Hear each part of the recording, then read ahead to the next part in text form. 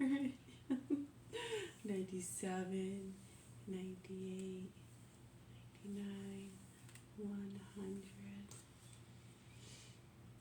There. We're reading The Meaning of Man. Yes, good, thank you.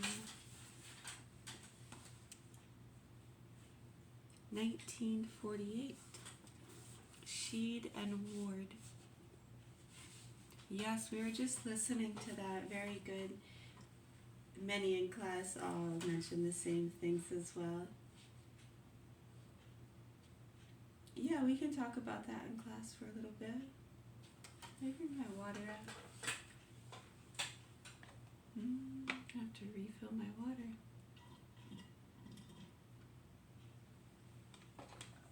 It's empty.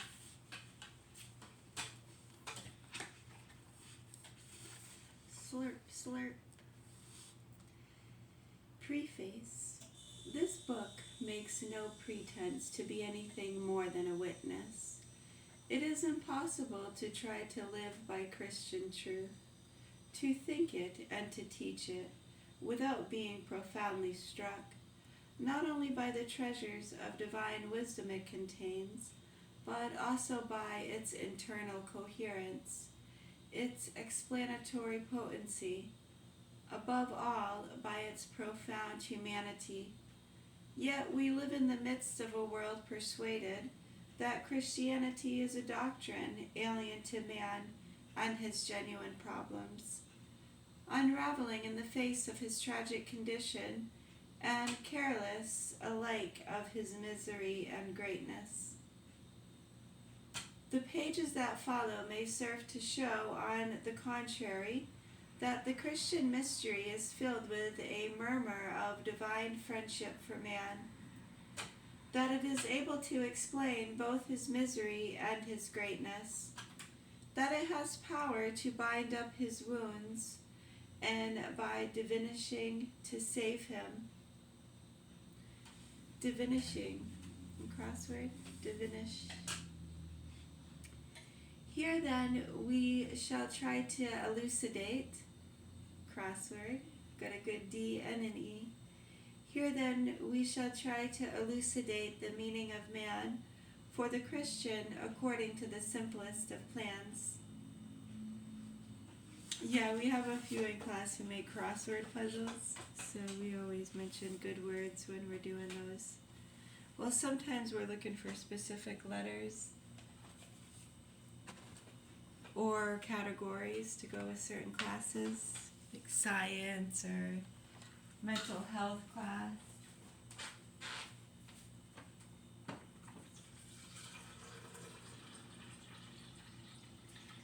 Yeah, well, we hear that all the time. It's very common from the people around here who don't want to acknowledge the facts and concerns that are protecting really scary stuff, who seem to be okay with them killing us a few times. I think they're wishing that they had succeeded, to be quite honest with you. That's okay, we don't have to deal with that too much. We just try to focus on the here and now and bring awareness into understanding how those things are true, and that's how we wound up in this situation. Is it a situation? So what do we mean by that? It's not even, are we in the situation? Because to us it's the children and the innocent people in horrible hostage situations being tortured and abused.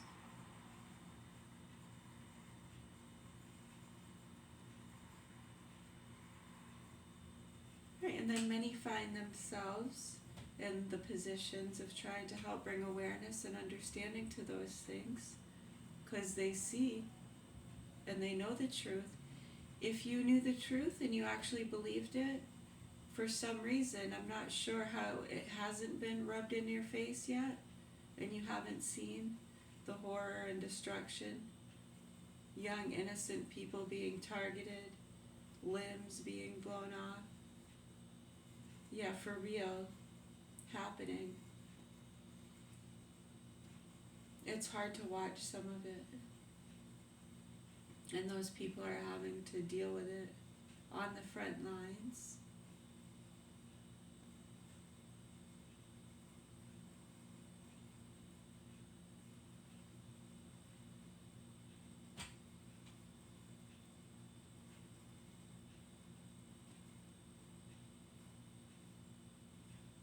Well, I guess we all have front lines, don't we? Yeah, sure.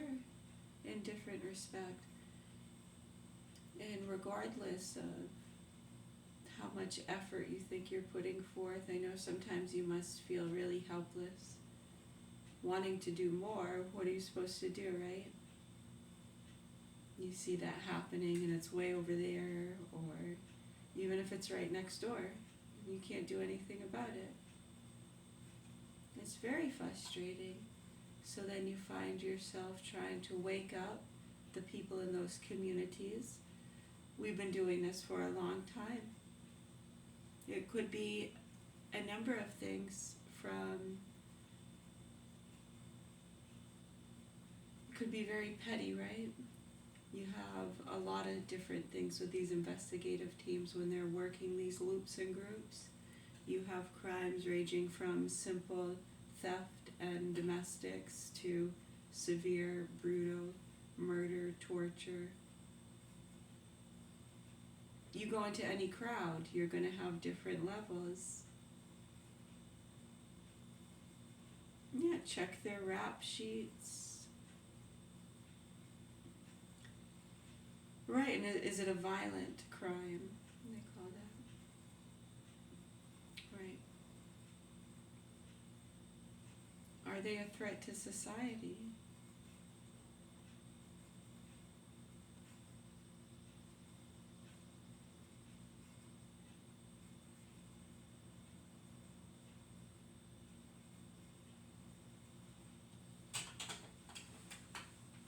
Right, so there might be a lot of people that you feel are stupid and a threat to society because of their ignorance, or maybe they've done things that are bad or illegal, they've broken the law, they've stolen, they've gotten into fights, they've drank and drove. Ain't that America? Well, you go into a lot of people's rap sheets and you're going to find a lot of those things. And for those, if it's not on their record, sometimes you just don't get caught. A lot of people just don't do those things and never have, right?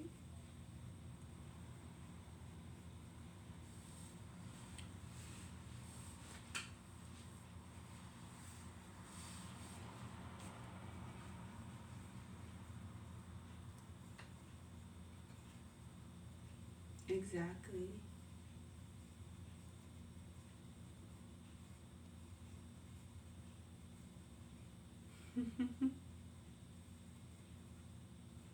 Oh yeah, that was a good one. I remember that.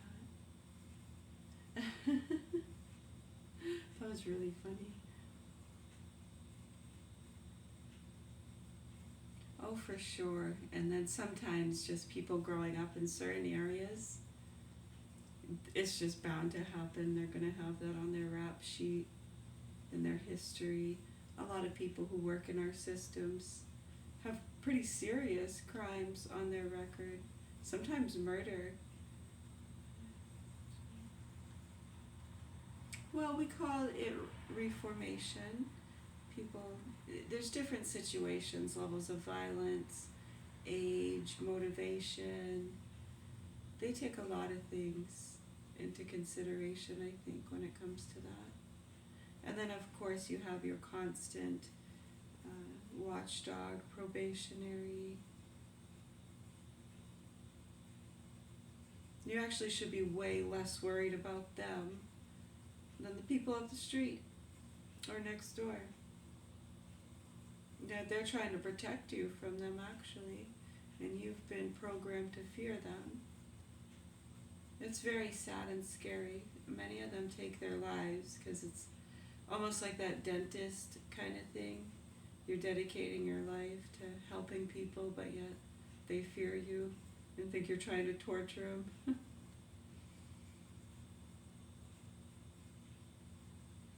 Yeah, you can dumb it down to the parent-child clean your room analogy.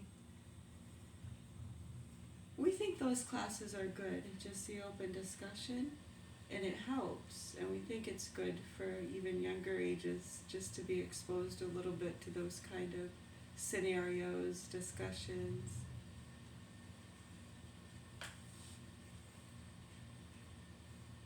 Some like to put it into theater or TV shows, even movies, songs.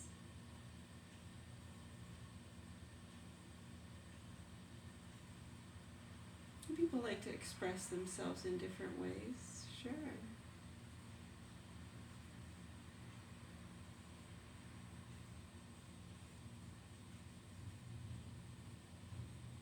Exactly, just like art or painting. A lot of people can do it.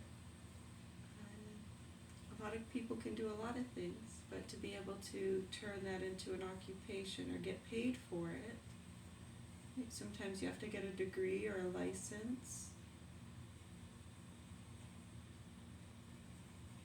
It's good to not have a bad reputation. A lot of people change their names and use aliases because of their family associations. When people, associate sometimes, and that can affect sales. Where's the product made? Sure.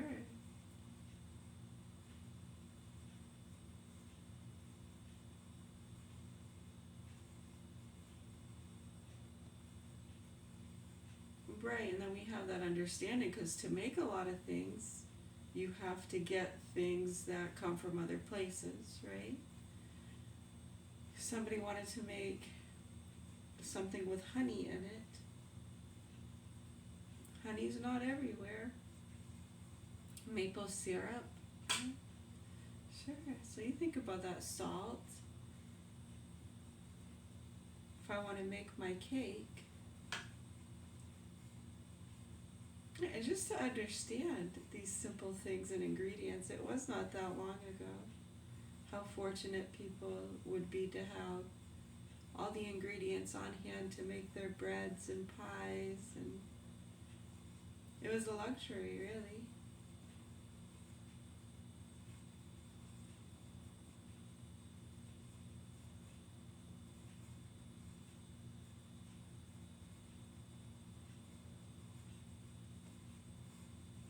Well, now you're getting into 360. Yeah, a lot of people have been talking about that. We're just watching stuff with the border issues and things like that. I can see the correlations there. It's amazing how everything's connected.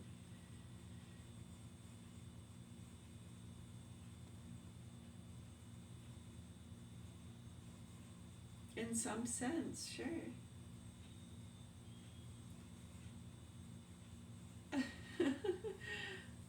My goodness, that's funny.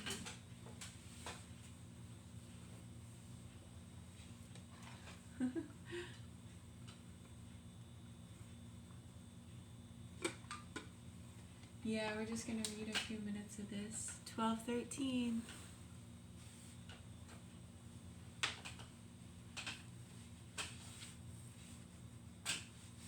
We like it those times. Yeah, 12:13. If it's 10:11, 9:10, 8:09. Yeah, those are fun. Here then, we shall try to elucidate the meaning of man for the Christian according to the simplest of plans. 2 chapters, which may serve as a kind of introduction, defines man's place among temporal values and in the bosom of the mysterious universe in which he plays his part. 3 chapters follow on the human body, this body of ours which Christianity is so freely accused of slighting, anathemizing. crossword. Anathematizing. Anathematizing. Am I saying that right? Anathematizing? Anathematizing? Anathematizing. And persecuting. 5 chapters next on the spiritual values: the person, liberty, love, which give man his unique dignity, and which, according to the respect or indifference in which they are held, condition the very existence of a civilization. There are also many problems among others, and we are well aware of the incomplete character of this sketch. The questions in particular which concern the holy and the community, though lightly touched on here and there, have not been taken up for themselves. The questions treated bear at any rate on the crucial points, that is to say, on those essential values which, in organic interconnection, solicit man on each of the main levels of his being. Here are these values rooted in Christian thought. How do they fare there? That is what we propose to discuss. Thus, the book is a long theological reflection. It was not written primarily for specialists. For the most part, these studies were conferences before being thought out afresh to go to the making of a book. Save only for the chapter on the person, the notes, here collected at the end of the volume, attempt no justification for the theses advanced. They are simply references, pointers, invitations, occasionally for those who might like to control the work or follow it up. If, nevertheless, the theologians consent to pursue these pages, they will encounter, we hope at every turn, their own familiar thoughts. If, nevertheless, the theologians consent to pursue these pages, they will encounter, we hope at every turn, their own familiar thoughts. Our originality, if it exists, consists entirely in this twofold effort, which is quite conscious on our part, to explore on certain capital points the concrete paradox of being nobly fashioned in this creation, in his creation, miserable in his fall, and become more admirable than ever in his redemption. You feel like you do that every day? I can relate to that. A thing, you just did it in the bathroom? Okay. Well, to be fair, that took some time, some processing. A thing which is not to be done without some regrouping of the themes. I'm all off track.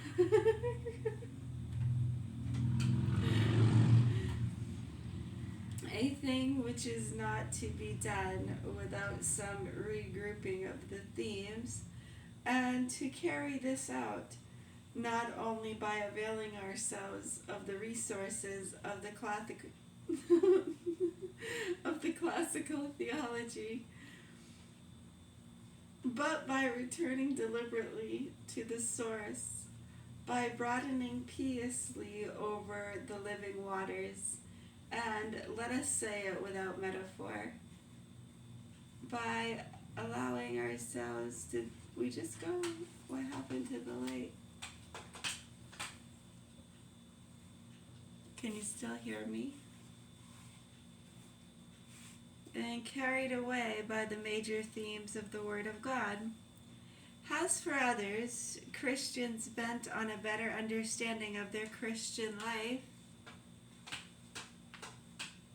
even unbelievers who might wish to know something about it, we hope they will find here some few good reasons, the more for pride in their Catholic faith, or at least for holding it in sympathetic respect. In sympathetic respect.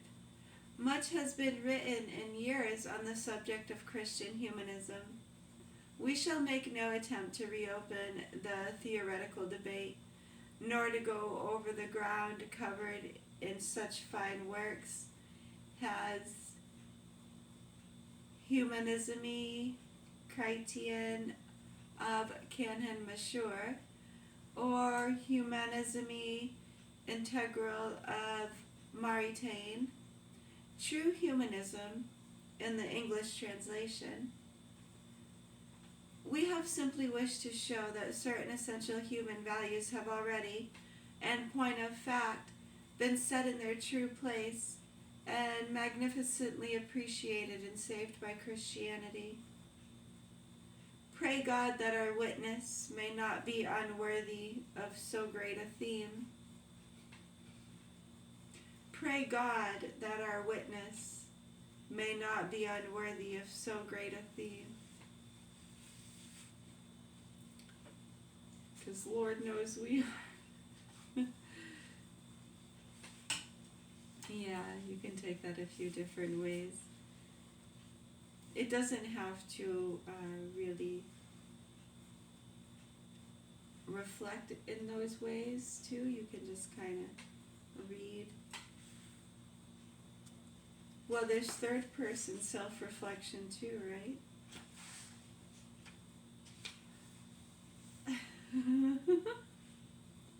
Yeah, that's so funny. Oh my goodness. There you go, contents.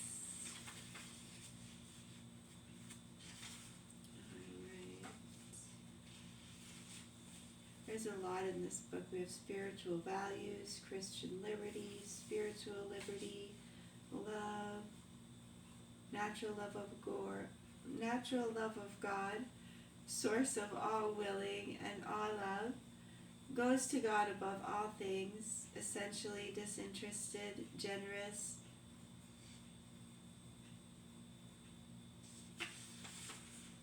Conclusion, God is holy, sacred character of man comes of his relation to God, has horizon between worlds of spirit and matter, has free and capax D, CAPAXDEI, can put that on the crossword, would be a good one, has called to life, good morning.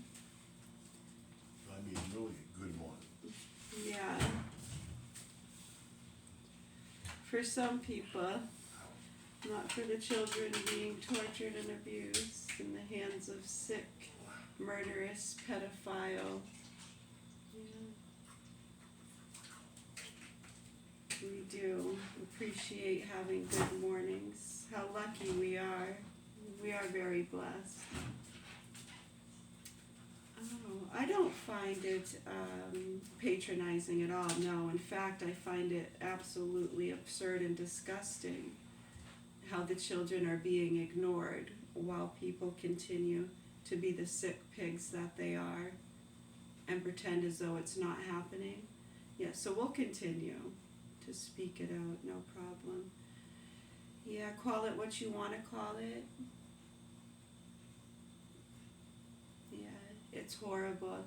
So as you can see, when it comes to these things, people are willing to listen to the bullshit, to take the insults and be offended. Not all of them. It depends, right? So some people, they'd rather just take the insults and, yeah. See, we can piss and moan. We were just reading about that, right? And the people, just let them have they call them like the gestures and stuff. And they joke and make fun of their misery and suffering and situations they're in with which they cannot change. And they appreciate what they have. Right, because it could be worse. And then they show you how it can be worse if you complain too much, if you put too much force control, if you scream too loud. There's a sick motherfucker right next door. There's a right, as you can see, they got people ready to attack and shut you up. Right, and if, exactly, and then there's always too, if it gets too out of hand, you'll get a disorderly, which is, they're doing their job, so you can't get upset with them. They're absolutely doing their job no matter what. If somebody is being loud and disorderly, they need to arrest them, regardless if you feel justified in being loud and disorderly or not. That's not for them, right? So that's why we have the systems in place. And then when the system's in place, exactly, there you go. And then they want to blame the cops. Yeah, they're probably sick of the bullshit too in a lot of those communities. So we've been doing the best we can. The private investigator in 2009 who shot himself was trying to help explain that to people. Right.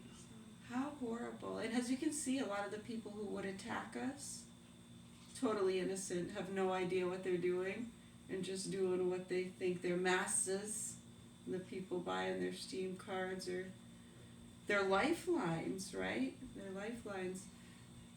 Just doing what they would like them to do, right? How disgusting and horrible. And the stuff they say, it makes you fucking sick, I'm telling you. Well, it's good to not be afraid, to say it right to their face and in front of them. That can get you smacked. But luckily, in today's world, we have a little more safety and security. But then they get pissed, you're invading their privacy. You got to be very careful. A lot of people have been killed in these domestic situations, just trying to be humane, Right. Yeah, I'm not sure. Chapter 1, How the Christian Sees the Temporal. Man is a creature destined to live in two worlds. He is surrounded, yes, I do actually find it feels almost dumb. We shouldn't have to be doing those things, and it feels really immature and stupid. But when you're dealing with irrational people, immature people, mentally ill people, you almost kind of gotta become one yourself. Or if you can't beat them, don't join them necessarily, but try to blend in the best you can. Alright, matey? Fucking joke, man. I love you. Oh, I love you so much. Thank you. How the Christian sees the temporal. Man is a creature destined to live in two worlds. He is surrounded first by the realities of this world. He lives among things and plants and animals in the society of other persons like himself, and is active among them in thought and work and love. On the other hand, he is called to live with divine realities. Christ is present in the world and in the depths of his soul to introduce him to the society of the divine persons and to achieve his consummation in God. Thus, he has simultaneously to breathe an eternal and temporal air. Has at first approximation, and availing ourselves of the traditional formulas, we may say that the temporal and the eternal are to be distinguished, has the earthly, realized here below, and the heavenly, which comes to full realization hereafter, has the human, terminating in human tasks and human persons, and the divine, terminating in the deiform life, crossword DEIFORM, terminating in the deiform life, in the Church and in the Trinity, has the natural compromising everything that lies within our own powers, and the supernatural, attainable only by the power of God, become ours, and in the very mystery of God Himself. Our task here is to define this temporal order and to indicate its relations with the eternal. Our task here is to define this temporal order and to indicate its relations with the eternal. We can say at once that this temporal designates a totality of hierarchized values. All that is loved, desired, and realized by men as inhabitants of this world. To be more precise, we shall have to examine the various levels on which human activity develops. And here it seems we shall have to distinguish three.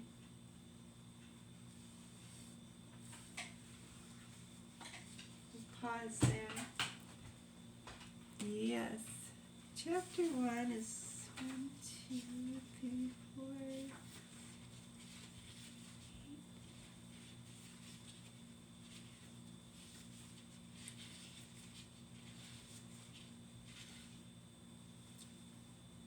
So 17 pages. We will read those in a little bit. I have to rest my voice.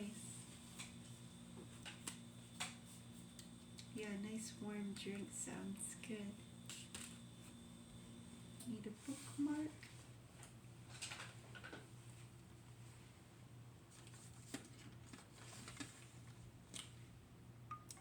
We'll use an anger management open the joy card. Open the joy. Let's see what we get.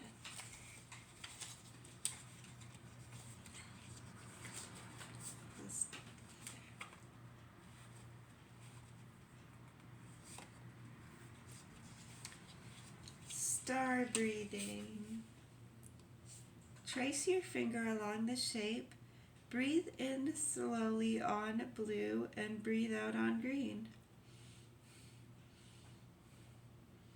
Oh, slowly.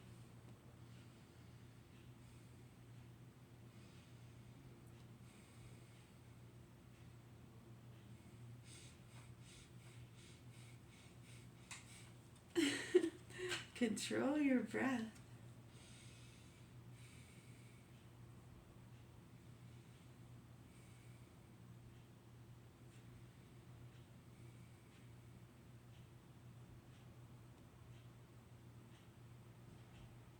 I need a bigger star.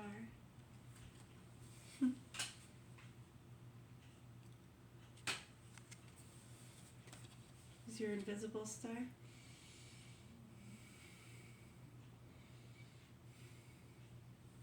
Other side.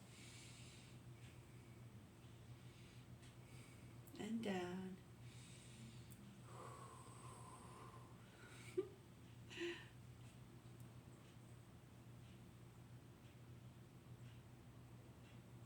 That was a 4-pointed star, you're right. Well, technically 5. I did 2 up here. Yeah. 1, 2, 3, 4. Yeah, 5.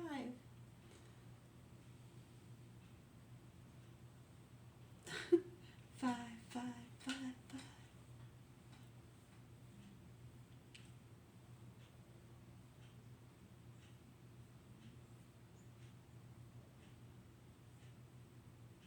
You like those instructional breath classes? Those are great. You can find some free ones online, yes. Oh, you like the guided ones? Oh, okay.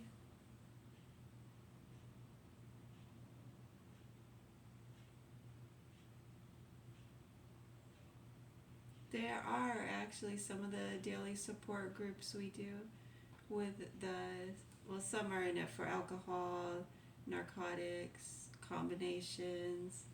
Some do anger management. Some have to do it for work or whatever.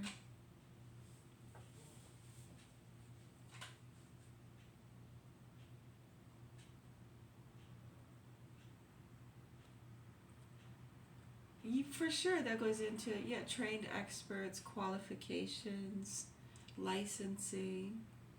Very understandable.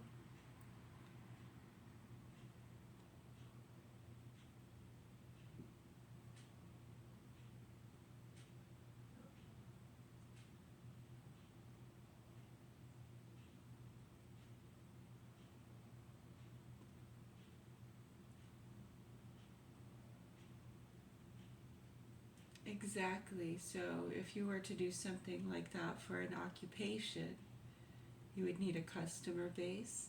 And a lot of times, as we said, the anger management, sometimes people get required rehab. That is part of probation for a lot of people.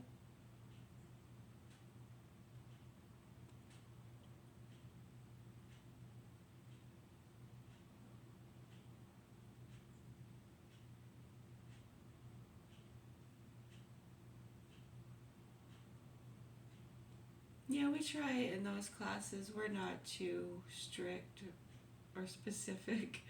Yeah, it's not anything mandatory. We're just kind of chilling. We don't work for anybody. We're just citizens. We put our star breathing as our bookmark.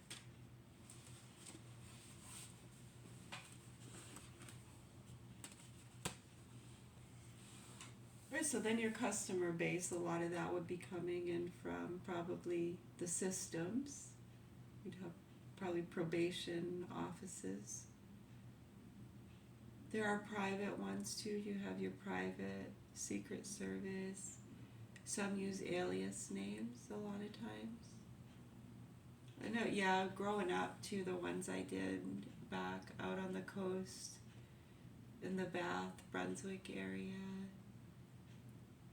And then we did all of Kennebec County.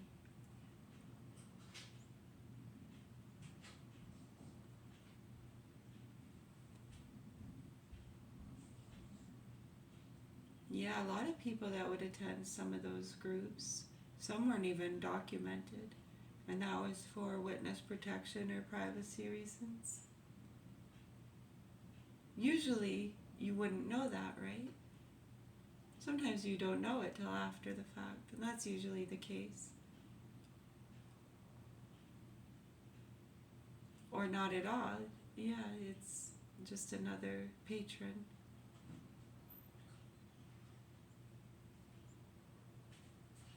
Yeah, for multiple reasons. Yeah. That is. Still awake or just wake up? Can't sleep. Too fucking hot. Did you open the window? Yes. Some cool air coming in.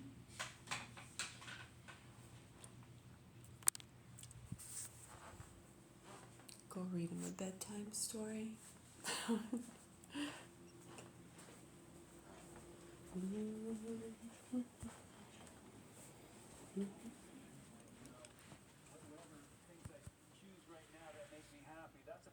Future Homer, yeah, for future Homer. So we got